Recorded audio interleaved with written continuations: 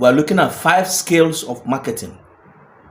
One of the scales of a marketer is negotiation. Negotiation is one of the scale of a marketer. Every marketer ought to have these skills. As a good marketer, you must have these skills. And one of it is what? Negotiation. Negotiation is one of the skills of any good marketer. Every marketer should be able to know how to negotiate with their customers. You should be able to negotiate with your customers, agree on a particular price. If you want to render a particular service or you want to sell a product to any of your customers, the power to be able to negotiate, to convince that particular customer to buy in a certain amount or to render a service in a certain amount. This is what we call negotiation. The ability to negotiate with your customers and to reach out a particular agreement in order to render service. Now, the second thing a good marketer should know is what we call responsibility management. Responsibility management. Every good marketer should know how to take responsibility, should know how to manage the process in which he will be able to come out with a particular result. That marketer should be accountable at the end of the day. That particular customer should be able to manage the process, the laid down process, the laid down procedures that the company have laid down in order to achieve success. Lay down tasks, lay down procedures, carrying out duties that are being laid down in order to achieve success in that marketing. That is what we mean by responsibility management. Another scale of a good marketer is what we call communication scale. Every good marketer must know how to communicate. Very, very important. You must know how to communicate with your customers. Every good marketer must know communication scale. As you go out to communicate with your customers, to convince them, you should be able to give them a listening ear. You should be able to know when they should listen to you and when you should talk to them. You must have that scale. Being able to have patience when they are complaining one thing or the other about your product. You should be able to give them a listening ear and not to just dismiss them. You must learn how to communicate with your customers, how to give them a listening ear, how to put yourself in their shoe, and how to convince them, and how to give them assurance that such a thing will not happen again.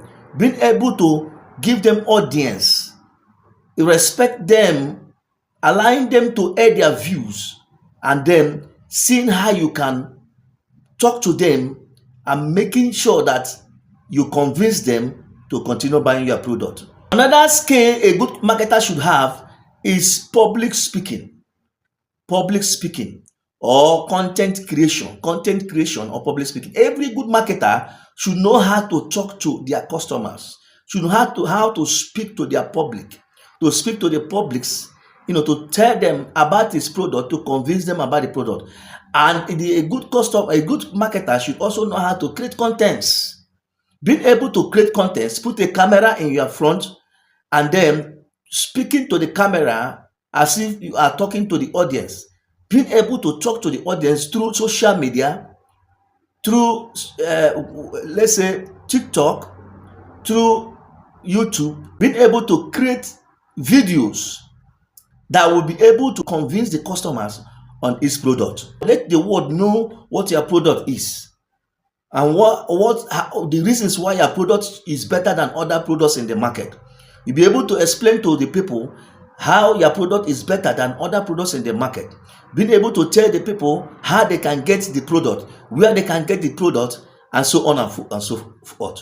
You should be able to create a content that will be able to let the world know what you are doing and how perfect your products are. This is what we mean by content creation. And the last but not the least scale is what we know as emotional intelligence. Emotional intelligence is one of the scales of a marketer. Every marketer should know how to manage its emotions and also able to manage the emotion of its customers. For example, you sold a product to a customer and the customer comes back to you and tell that, look, this product is sold to me, it's not good, the product is bad. And you should be able to manage that customer. You should be able to put yourself in the shoe of that customer, be able to feel what the customer is feeling. You'll be able to manage your emotions. You shouldn't get loose and get provoked and say, if it's bad, are you the only person buying the product? Or you start challenging the customer. No, you should be able to control your emotions. Of course, you sold the products to the customer and the customer is complaining. You should be able to control your own emotions and also control the emotions of your customer. In order to control him, for you to control, you have to put yourself in his shoe and know how you can calm him down, and know how you can give him hope. That look for something you can tell him to convince him that, look, the next product will not be like this. You can even tell him that this may be as a result of packaging. You look for something, being able to convince that customer, to make sure the customer comes down, being able to control the emotions of that customer and also control your own emotions. That is what we mean by emotional intelligence. Please, if you're watching my video for the first time, I want you to subscribe to my YouTube channel. If you're watching me on TikTok, I want you to follow me. If you're watching me on Facebook, I want you to follow me. I tell you, we have a lot of things to learn. We have a lot of things to teach you. Don't forget, I'm your financial coach. My name is Memphis. See you in my next video. Bye. Hello guys, if you're watching me for the first time on YouTube, I want you to subscribe to my channel so that I can get notification when I drop my videos. If you're watching me on Facebook, I want you to follow me. If you're watching me on TikTok, I want you to follow me. I love you. Please, I have a lot of things to teach you. Don't forget, I'm your financial coach. See you next time in my next video. Thank you. Bye.